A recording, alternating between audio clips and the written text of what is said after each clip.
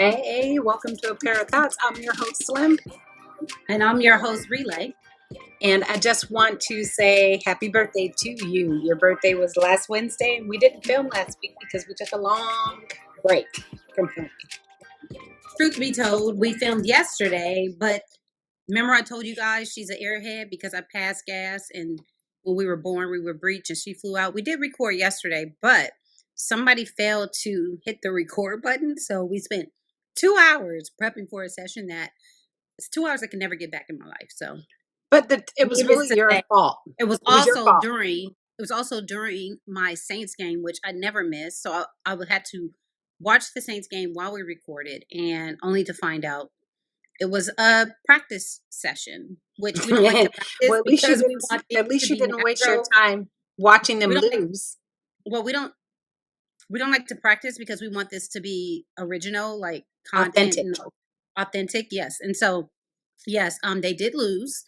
Sorry to say, the Saints played the Tennessee Titans and lost by I think 2 points or 3 point 2 points, 2 or 3.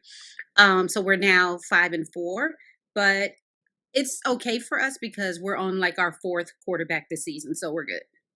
Oh, good. Yeah, well, we lost to the Eagles. It And who just are we? gets worse. Who are we? The Broncos, the Denver Broncos. Yes, the team nobody's really fans of, but yes, There's some serious Bronco fans out there. Don't try to hate just I'm because not you hating. go join everybody else with the Who Dat or the Raiders. Everybody's either a Saints fan or a Raiders fan or a Cowboys fan. Be Right? authentic. Pick something Who that? different. Root for the Who that say they underdogs. gonna beat them They Saints? show Who up. that? Who that? Do y'all even have a song? Who that say they gonna beat them Saints? Did I tell you That that I met Von Miller? did. Why don't you know? You told me you were stalking Von Miller, I was and not by stalking Von Miller. I knew he was in LA because he was traded to the Rams. Who knew that I would I've been cross? above it. Who knew that we would cross each other's paths? Like right when he got traded. Well, when you found out he was in the vicinity, you made it a point to stalk the area so you could accidentally bump into him. You always hate on my karma. Like I have just such good karma. I just people just gravitate to me. I think about them Okay, and so they tell us about, gravitate towards me. like, what happened. How was it? How was it? It was great. I just walked past him and I was like, "Oh my god, I'm like one of your biggest fans." I said, "I'm probably one of the only Black Denver fans," which is not true because I know a bunch of Black Denver fans. He laughed, and then I said, "But if you need me to switch teams, I will to support you." And then he laughed, and then I did a name drop. And I used your friend, his uncle, who you're very, very, very good friends with. I said, "Oh, my sister works with your uncle." And he was like, "Oh, tell him I say what's up." But I'm not doing any name dropping on the show. But it was cool. I didn't get a picture And because I wasn't ready for any pictures. It's not that serious. The fact that I met him and it was the week of my birthday was just the highlight. did you rehearse that introduction? Like, if you bumped into him, did you kind of rehearse what you would say? I kind of was like, I don't want to be one of the people asking for pictures because take That's pictures not with what I said. fans. Did you rehearse what you would say if you bumped into him? Did you already have in your mind what you would say Kind to of, him? sort of, I did. Kind of, That's sort of. called stalking. Yes. That's not If you prepared a speech, I can see if you accidentally ran into him and you just asked questions, but you actually prepared a elevator pitch for him if you happen You to have to bump be into him. prepared. Yeah. Don't you ever prep yourself when you go into a meeting? Like, well, I'm going to say this, I'm going to say this, I'm going to say that. Okay, wait. But I do not have a speech for the one person that I have yet to grace my presence. I had a plan originally. My favorite person that I have to meet one day is Idris Alba. So originally, my plan was to run up to him and dry hump his leg. However, he's now married, so I'd have to be more polite and, more mannerable and shake his hand and say I admire his work.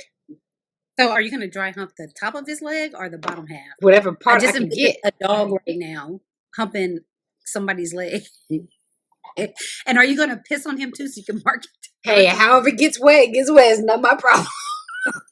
So disgusting. So disgusting.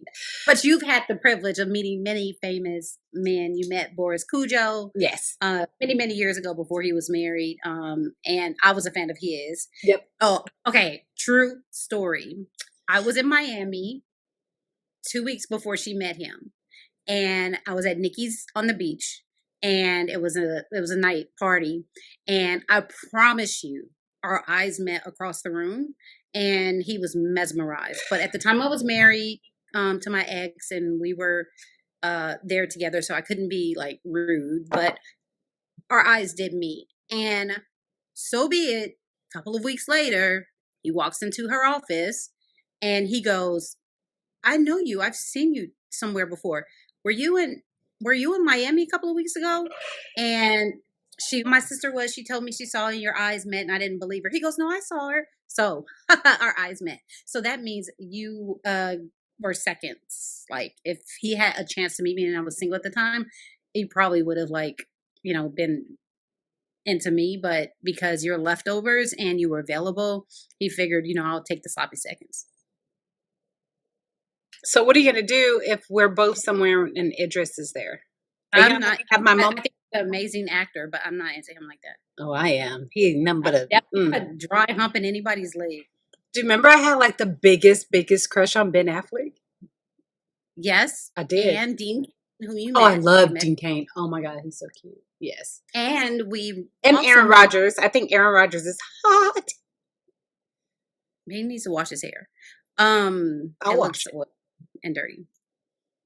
Anyway, there's one of these teams has like a beautiful quarterback. It's a white guy. He's super fine. It's a new quarterback. What I love about you is you just have such a diverse slate, right? You don't discriminate. You just love who you love, and I love that, right? I'm just a little bit shallow, but it's okay.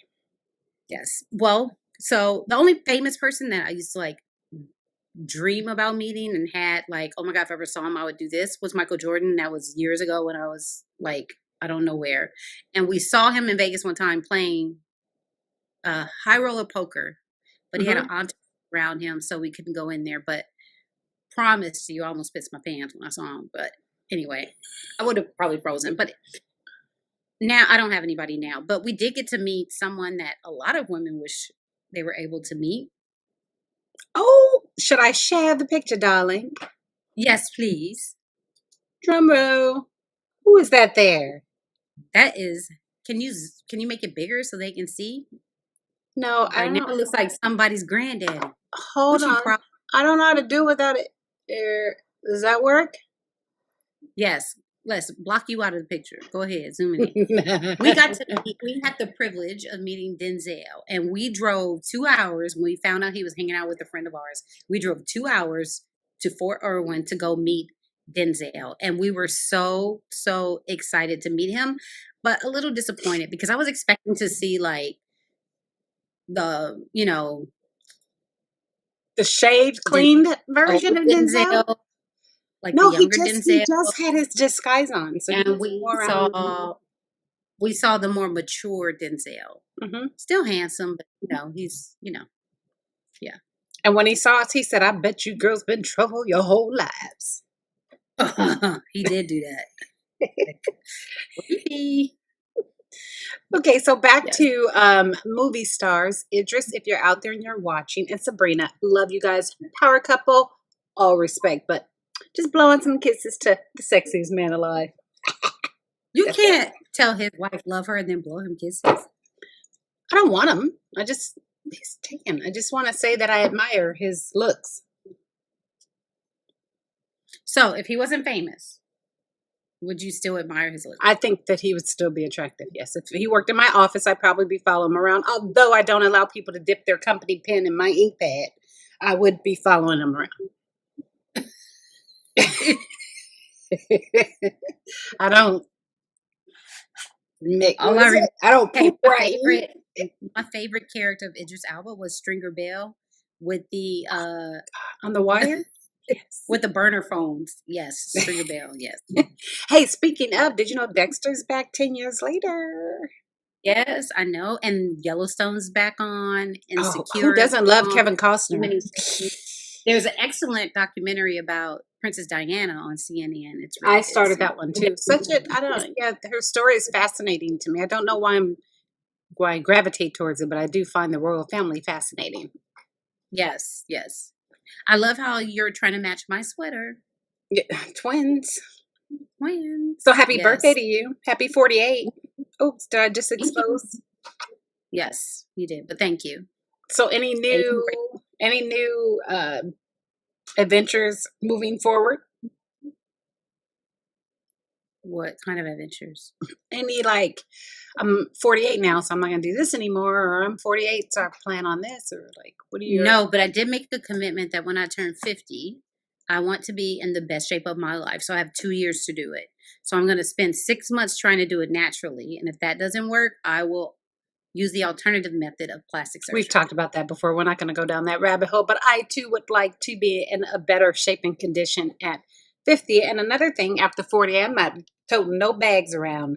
Nobody with no generational trauma is coming down my road. The Oh, I gates don't. outside the castle are up. Stay your ass over there. Work on you. Drink So, to that. drink to that.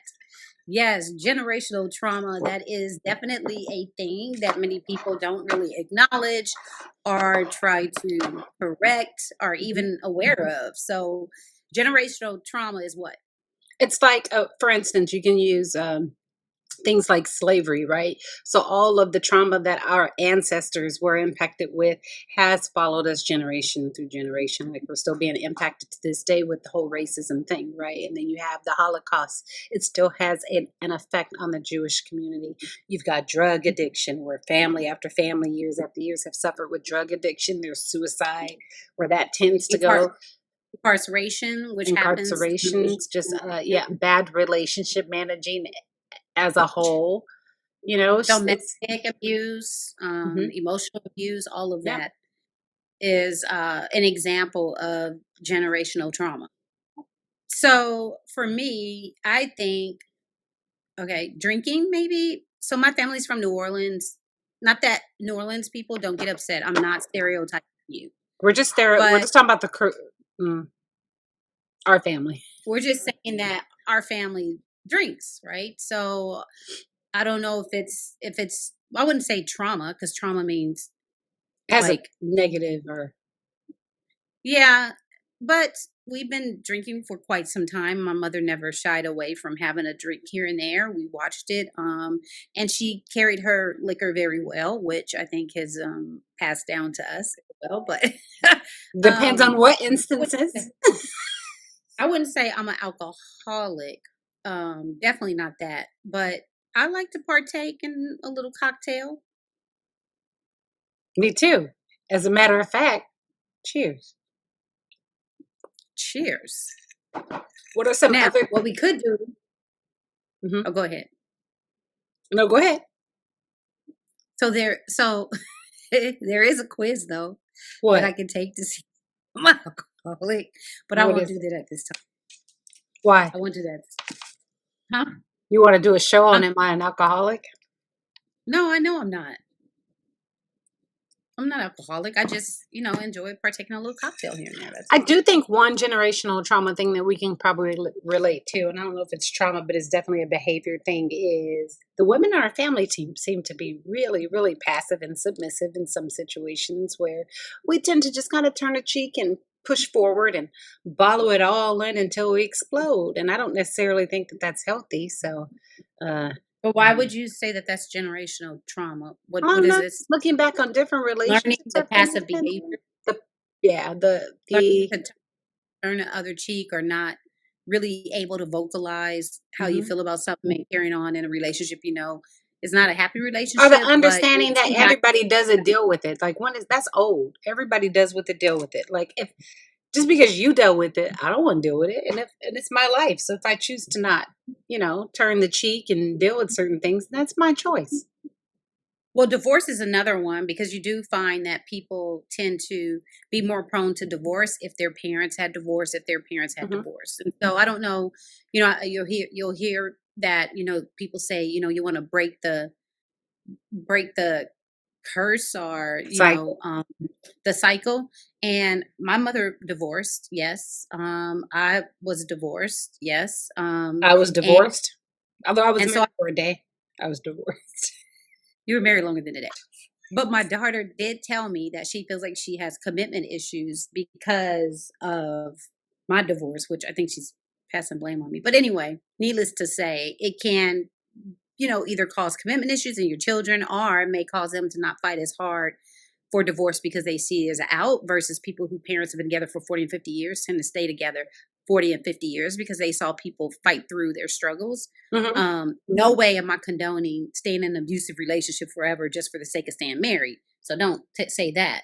However, people tend to, I guess divorce may not be acceptable in their family, or maybe frowned upon. So they tend to stay in relationships a lot longer, similar to the characteristics of their parents. Whether their parents' relationship's healthy or not, they typically stay in their marriage. And there's people that stay in relationships just to say they have someone.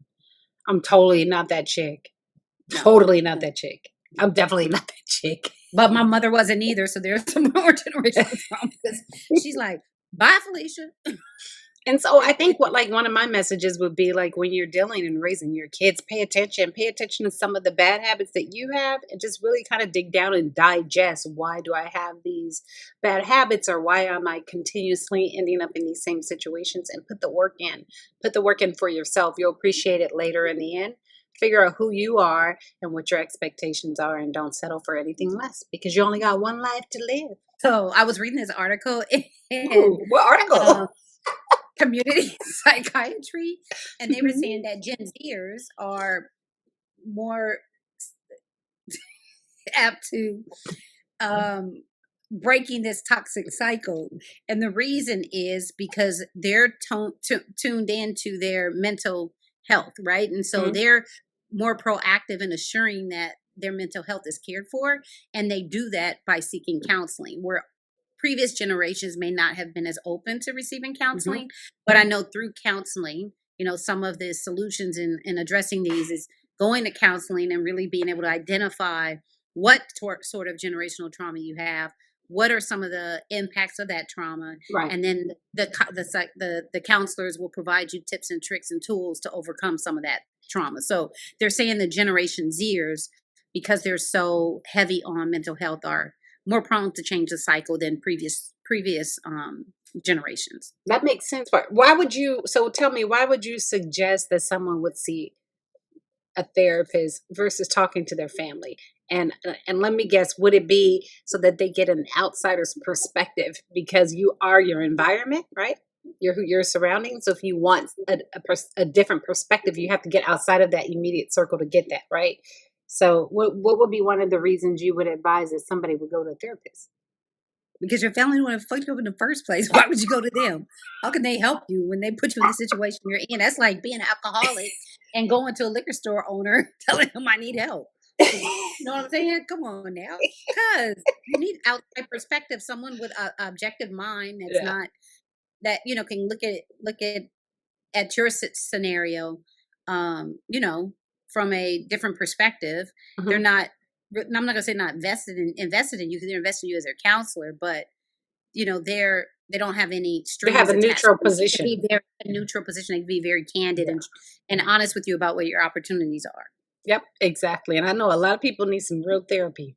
A Yeah, lot. I've gotten therapy my whole life, right? Yeah. Since I was in my early teens, I think, all the way Yeah. through adult. Hell, I just stopped therapy last month, right? But I go when I need it, and I've been able to identify when it's getting to a place where I need an objective opinion, when I need tips and tricks and tools on how to maneuver through this chaotic life of ours. Exactly. Same Not here. crazy. I mean, I am crazy. That's my other nickname, and she's psycho. But that doesn't mean I'm like. It just means that actually I am more sane than most of you who don't seek counseling Oh, I because see. I open to receiving the feedback Yeah. and open to sharing my experiences to And get doing the better. work. And doing Yes, the doing work. the work. So Hmm. what do you have a thought for the day? I think we've covered a really great topic today. And I think that at the end of the day, if there's things in your life that you want to make sure that you want to change and work on because you want a different outcome, then take the time, spend time with yourself, figure out what it is and do the work and choose you. Oh, I do have a thought for the day, and I'm going to utilize my I Am app that I've downloaded on my Apple phone, which gives me daily affirmations and helps me stay focused and brings me positivity. And the perfect thought for the day is I am a powerful creator. I create the life I want and enjoy it. And what that means to me is you don't have to live with generational trauma. You have the power to create your own life in your own way, but you have to be able to reflect and really look at what you feel some generational trauma impacts have been in your life, and seek the help you need to overcome those and change the cycle. So Mhm. you have the power to do that. So that's my thought for the day. I love it. Thank you. Thank you so much for sharing, and keep sharing those with us. Those are amazing. I need to download the app so I can get those on a daily basis. Definitely. And I will say, one generational trauma I know I can't not overcome or get over is your ass, because I'm stuck for life. Gotta love it, fools. Sucker. Anyway, thanks for tuning in. Make sure that you guys log into our YouTube channel. It's called A Pair of Thoughts on YouTube. And also, you can find us on Instagram, A Pair of Thoughts. Make sure you subscribe. And thanks for listening again, We'll everybody. see you later. Bye.